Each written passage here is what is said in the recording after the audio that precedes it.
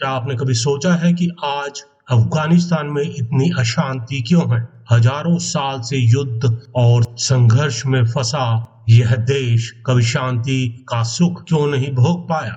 क्या आप जानते हैं कि महाभारत काल में इसी अफगानिस्तान को गांधार देश कहा जाता था? और क्या आपको पता है कि महाभारत की एक महिला पात्र ने इस देश को श्राप दिया था जिसका असर आज तक दिखाई देता है? आज हम आपको बताएंगे महाभारत के सबसे षड्यंत्रकारी पात्र शकुनी की कहानी और उसकी बहन गांधारी द्वारा दिए गए श्राप की सच्चाई। एक ऐसा श्राप जिसने एक पूरे देश की नियति को बदल दिया।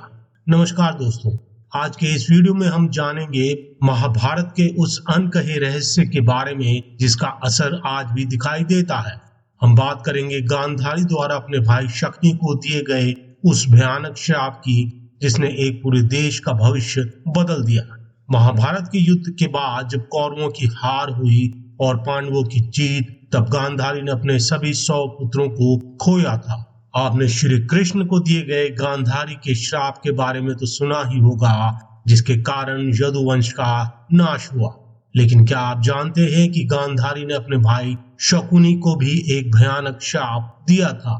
आइए पहले जानते हैं शकुनी और गांधारी के बारे में। गांधारी और शकुनी गांधार नरेश सुबल के पुत्र और पुत्री थे। महाभारत के अनुसार राजा सुबल के शकुनी सहित 100 पुत्र थे। गांधार वही देश है जो आज अफगानिस्तान के नाम से जाना जाता है। जब गांधारी विवाह योग्य हुई तब ज्योतिषियों ने बताया कि उनकी कुंडली में विधवा होने का योग है, इसलिए पहले गांधारी का विवाह एक बकरे से करवाया गया और फिर बकरे की बलि दे दी गई। इसके बाद जब भीष्म पितामह हस्तिनापुर के युवराज धृतराष्ट्र के विवाह के लिए वधू खोज रहे थे, तब उन्हें गांधारी के बारे में पता चला। भीष्म गांधार गए और राजा सुबल से गांधारी का हाथ मांगा, लेकिन राजा सुबल को पता नहीं था कि धृतराष्ट्र जन्म से अंधे हैं। जब उन्हें यह पता चला तो उन्होंने विवाह से इनकार कर दिया, लेकिन भीष्म की युद्ध की धमकी के आगे उन्हें झुकना पड़ा और अंततः गांधारी का विवाह धृतराष्ट्र से हो गया। जब भीष्म और धृतराष्ट्र को पता चला कि गांधारी का पहले विवाह एक बकरे से हो चुका था तो वे बेहद क्रोधित हुए। उन्होंने बदला लेने के लिए राजा सुबल और उनके परिवार को एक भोज पर हस्तिनापुर बुलाया और वहां पहुंचते ही उन्हें कारागार में डाल दिया। कारागार में राजा सुबल और उनके 100 पुत्रों को केवल एक मुट्ठी अनाज ही दिया जाता था। इतना कम अनाज होने के कारण सभी भाइयों ने निर्णय लिया कि वे अपना हिस्सा भी शकुनी को देंगे ताकि कम से कम एक भाई बच सके और बदला ले सके।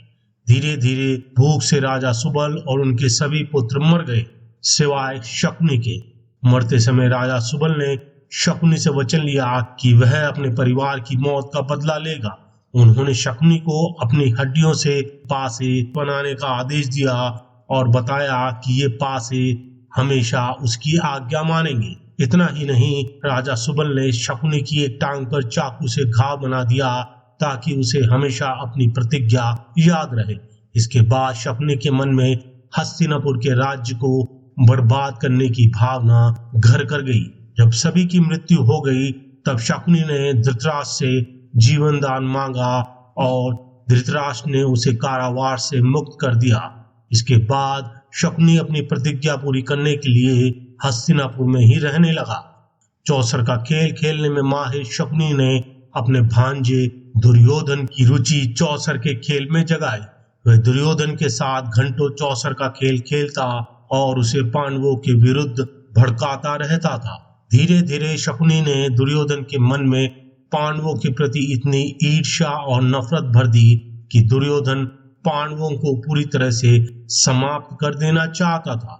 इसी ईर्ष्या के कारण महाभारत का युद्ध हुआ और युद्ध में दुर्योधन सहित सभी 100 कौरव मारे गए। कुरुक्षेत्र की भूमि पर जब गांधारी ने अपने 100 पुत्रों को खो दिया तब वह बहुत क्रोधित और दुखी थी। उसने भगवान श्री कृष्ण को श्राप दिया कि जिस तरह उसके कुल का नाश हुआ है उसी तरह श्री कृष्ण के यदुवंश का भी नाश हो जाएगा। लेकिन इससे पहले गांधारी ने अपने भाई शकुनी को भी श्राप दिया था। जब कुरुक्षेत्र की रणभूमि पर एक एक करके कौरव मरते जा रहे थे तो गांधारी ने अपने भाई शकुनी से कहा था कि वह युद्ध रुकवा दे जिससे और विनाश ना हो, लेकिन शकुनी ने गांधारी की बात नहीं मानी। इस कारण गांधारी ने दुखी होकर शकुनी को श्राप दिया। गांधारी ने श्राप दिया, जिस तरह तुमने मेरे गृह राज्य हस्तिनापुर में आकर द्वेष और कलेश फैलाया है, उसी तरह तुम्हारे गृह राज्य गांधार में कभी शांति नहीं रहेगी। वहां हमेशा गृह युद्ध चलता रहेगा। तुम्हारी धरती पर कभी भी शांति और समृद्धि नहीं पनप सकेगी। दोस्तों, गांधारी के इसी श्राप के कारण ही वर्तमान में अफगानिस्तान बन चुके गांधार में कभी भी शांति नहीं रहती। वहां किसी न किसी कारण से युद्ध और अशांति की स्थिति बनी रहती है। ये कहानी हमें सिखाती है कि प्रतिशोध की भावना कितनी विनाशकारी हो सकती है। शकुनी के बदले की आग ने न केवल उसके भांजों को बल्कि पूरे कौरव वंश को समाप्त कर दिया और गांधारी के श्राप के कारण एक पूरे देश का भविष्य हजारों साल तक प्रभावित हुआ।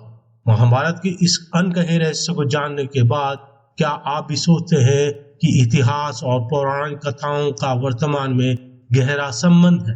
अगर आपको ये वीडियो पसंद आया हो तो कृपया इसे लाइक करें, चैनल को सब्सक्राइब करें और कमेंट बॉक्स में बताएं कि महाभारत के किस अनकहे रहस्य के बारे में आप अगली बार जानना चाहेंगे। धन्यवाद। जय हिंद।